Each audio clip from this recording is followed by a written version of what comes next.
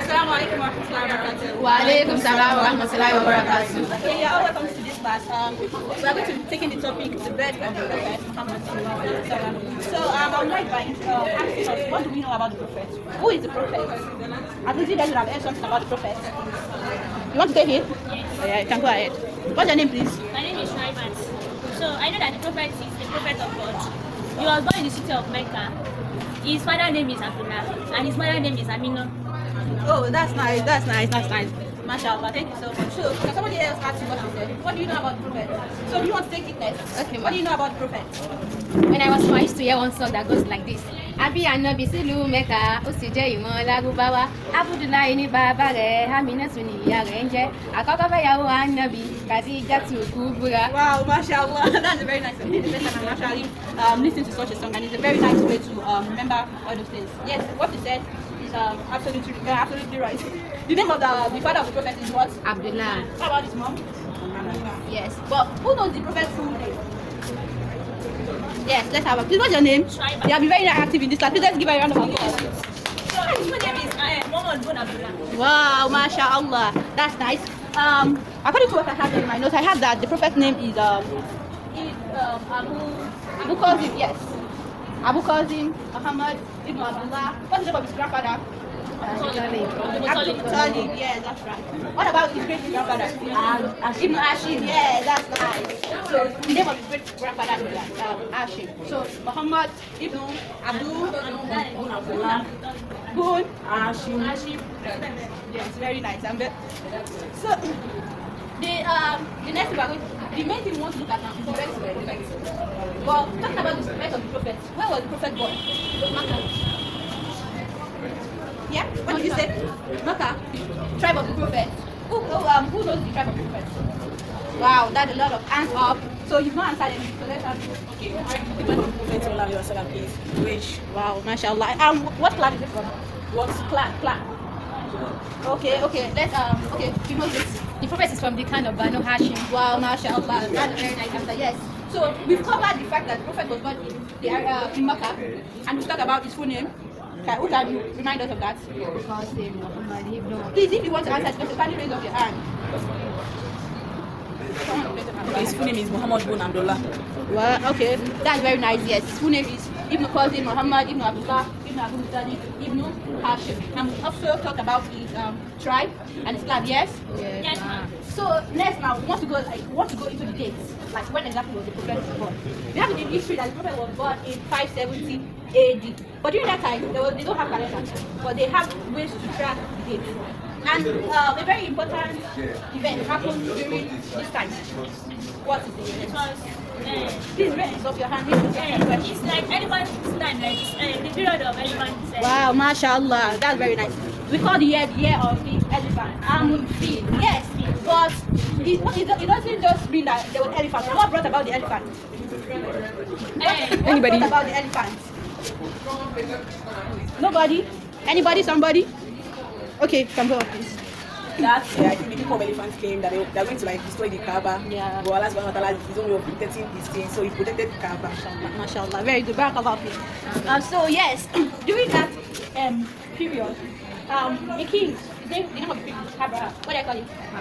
Abraham of Negus. That Negus there is the modern day Ethiopia. So he came because in his country then I think he had a church that lots of people go there to pray and everything. So it was like more people are going to Mecca, and because of that Kaaba that is there, I have to destroy it so that people will come to my country and pray in the church.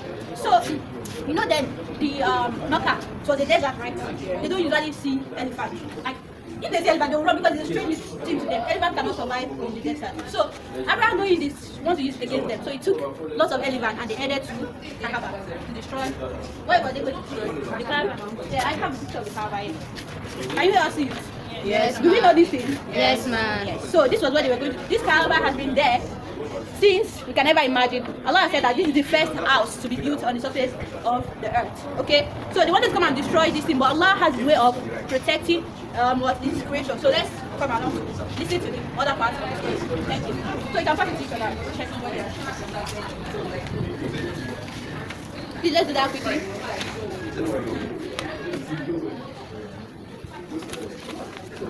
Okay, thank you very much. So, Abraham and his family were they were coming to destroy this place. And the people of who wants to stand in front of elephants? Can you stand in front of elephants? Definitely. So you can't stand in front of elephants. So the people of Arab, like, they went into Aid and they left the Kaaba by itself. Allah subhanahu wa ta'ala sent down the rest of Ababil. And all these things we are talking about can be seen in Surah to what? Surah to Al-Fil. Yes, thank you very much. So I have a copy of the Quran here. Please, who can kindly read the surah for us? Surah to Al-Fil. Okay, Khadija, please kindly read it for us. أعوذ بالله من الشيطان الرجيم بسم الله الرحمن الرحيم ألم تر كيف فعل ربك بأصحاب الفيل ألم يجعل كيدهم في تدبير وأرسل عليهم طيرا أبابيل ترميهم بحجارة من سجيل فجعلهم كعصف مأكول. Wow, mashallah, that is very nice citation. Barakallah. Thank you very much for that. So you can see that Allah tells us the story because before this the Prophet has not been born. But we see that Allah is bringing back history of what has happened in the past to relate to us what happened before the birth of the Prophet. So Allah sent black birds to carry like hot clay stone in their beaks and started dropping it on the army of Abraham. It was it has to be noted that before that, like the elephants, when they saw the Kaaba, they were supposed to attack. They were very hesitant. They were just turning back. Before now, they were turning back. Well, you know that the army, they will have a way of forcing them to do things. So at last, they all like, but even people that part of the army that went into hiding, when he came out after 3 days, the birds were waiting for him. They made sure that they fetched that hot stone on him, and that's how they all buried. So that's what brought about the army to fit. You guys get what I'm saying? So that's the issue that is related to the birth of the Prophet. So before the birth of the Prophet, when Amina, the Prophet's mother, Sallalahu Aleyhi, when she was pregnant, she had many like dreams about our one child. That a lot of signs that she was like, okay, this child needs to be like an exceptional child because of all these signs I've seen. Nígbà Olúwa náà bí Àmínà bá ti rè kọjá olówó Mẹ́kà ò wọ́n forí balẹ̀ f'Àmínà ọlọ́lá Mẹ́kà wọ́n forí balẹ̀ f'Àmínà Àmínà tún jàyà òun pé kí lè yọ Ọlọ́run ọba. That was a really good song, and it's really like helped us in like remembering all this history. So that shows the extent to which she was perceiving all these signs. So finally, the day of birth came, and the mother of the Prophet, Amina, gave birth to the Prophet on which day? Who can answer the question? Monday, on Monday. Yes, Monday. When? What is the date? 12th of Rabiul Awal, 570 CE. Wow, a takbir. Yes, the Prophet was born on Monday, 12th Rabiul Awal, 570 AD. Okay, ma. Okay, I'll do that.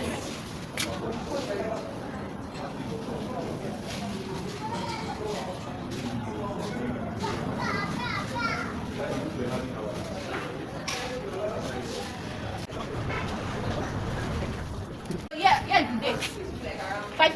12 Rabiul Awal 570. I forgot to write Monday. Yes, that's why like the Prophet used to fast on Mondays because he was given birth on a Monday. Yes. So you know that what's the name of the grandfather of the Prophet? Abu Talib. Yes. So Abu Talib, when he heard that Amina has given birth to his son, he was very, very happy. He was like, oh, you know that during that time now, they still used to call Allah, because like, that's their language. Because he was worshiping idols then, but he still like saying God like, my grandchild is here, and he wondered about the name that he was going to name Prophet. He didn't want to name him a name that's common among the Arabs. So he thought about it, and he finally decided to name him Muhammad. Muhammad, the meaning is the chosen one, right? The meaning is the chosen one, like because of you know that his father died, so it was like a replacement for. You know, you cannot actually replace him, but he was like happy that he had another son himself, grandson. Sorry. So due to the climate, the environment of the desert then in Mecca, the people of Mecca used to give their newborns to wet nurse. So the wet nurse used to come from like the northern part of the Arab Peninsula, and in that Arab Peninsula, the kind of Arabic they speak was authentic Arabic. So first, they want their child to be safe in terms of like the environment, the dust that was there. So if they take them to that side, they are going to like have a cleaner air to breathe in, and then they'll be able to like communicate in the authentic Arabic. So it was time for Amina to give her baby to the wet nurse. So, and during that time, the people that used to pay the wet nurses were the father of the child. But because do you all remember that Abdullah, the father of the Prophet, died before his birth? Yes. So people were reluctant to take the Prophet. They were like, you know that he was from a very influential family too, because Banu Hashim family and tribe, they were very like very influential in Mecca, but that doesn't like stop them from like rejecting the Prophet, because his father is dead. So people were reluctant to take him. But there was a woman called Alima, and she came from the is it the tribe of Sad or the town of Sad? I can't really remember. Town of Sad. Yes, she came from the town of Sad. That's why they call her Sadia, because someone that comes from Sad. That doesn't mean that that's her name, Alima to Sadia. Because she comes from Sad, that's why she's called Alima to Sadia. So Alima to Sadia, she was also a woman, and she came to Makkah on a very weak donkey.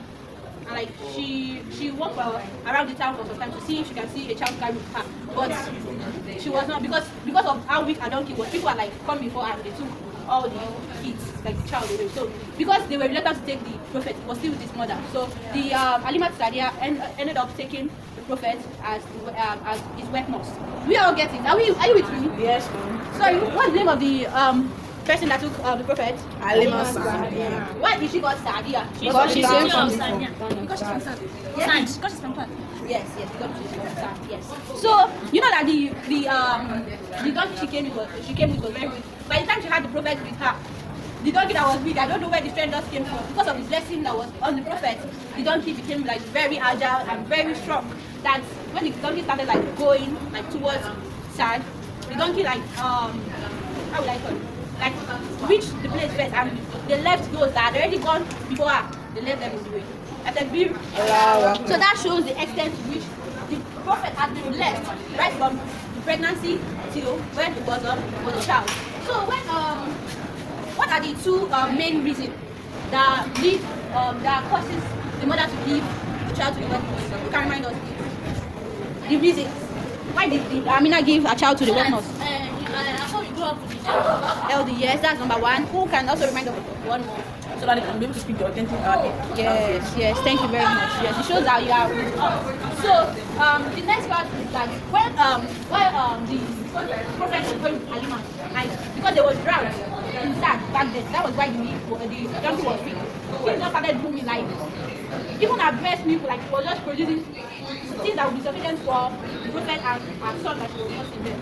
So she started like things just started to go good for her. So she also saw it that this child is definitely a blessing. So the child was supposed to actually use 2 years before they sent her back to his mother. So after Alima took the Prophet back to the mother, I think she begged with Amina to let her take Muhammad back for a second time. So the Prophet stayed with Alima for another 2 years. That's making Amina 4 years. So when she finally took him back to the mother in Makkah, so they were living there, and the time came, and because Amina was from Medina, she went to visit some of her relatives in Medina. She took one of her, she took one person with her, and when they were coming back from the journey, she died on the way. And the Prophet was, I think, at the age of 16 or something. So that was how the Prophet returned an offer. Are we following? Yes. The Prophet went to live with his grandfather, Abdul Muttalib. Abdul Muttalib cared for the Prophet until the age of 8, when he also died. So after the death of his grandfather, he was left in the custody of his uncle. The name of his uncle is Abu Muttalib. Please don't mix it up. His grandfather is Abu what? And his uncle is what? Yes, Abu Muttalib like loved the Prophet and cared for him as he did his other children. Lived with his uncle for the rest of the time before like he got married. So his uncle was a merchant. He used to trade in nearby towns and cities. So his uncle he always make sure that Muhammad like went with him to his on his business trip. Sorry. So the Prophet from there knows how to buy, sell, and stuff like that. Like he was training to become like the merchant, and then he used to help his uncle in rearing his cattle.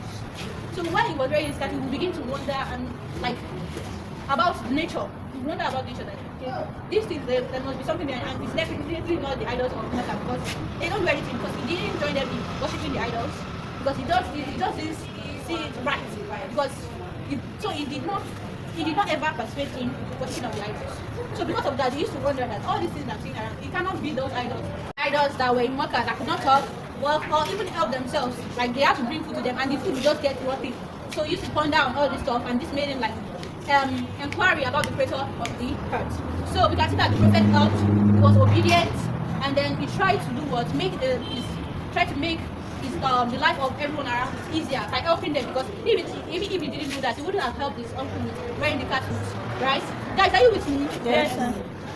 So what did the prophet help his uncle with?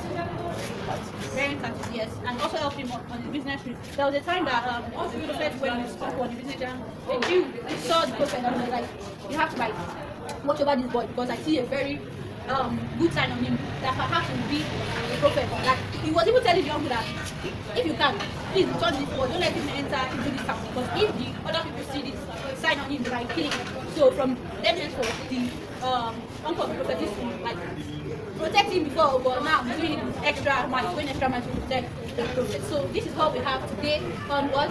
On the birth and what childhood of the prophet. So before we like head to this class, what are the things that you feel like can be the lesson that you think that can be deducted from this? Despite being an over, he never indulged in bad character. Yes, that's good. Yes. That's why being an orphan, you never like indulge in bad things. That's good. Please come back to. The first impression was a blessing to people around him, especially when he went to Sad and he was taken to Sad. Wow, yes, that's true. Because yes, things just started being good for Alima. And the prophet was also giving birth in other way that other people give birth. He's not Yeah, because the normal way that people are, yes, that's my brother gave birth to me, like the pregnancy and all of that, that's how they give birth to the prophet. Thank you very much. Despite the Prophet Sallalahu Aleyhi being an orphan, he does not allow the death of his parents weighing down. Yes, that's good. Yes, thank you. He started his good character at 8 years. Yes, that's good. Yeah, the prophet started building his character. It was not like bringing up, like showing up bad character, and when he thought that, okay, I want to be a prophet now, then he started bringing good character. No, he started training himself right from his childhood. Another thing is that people trust him because of his good character. People like were able to trust him. That's why his uncle could let him help with his business.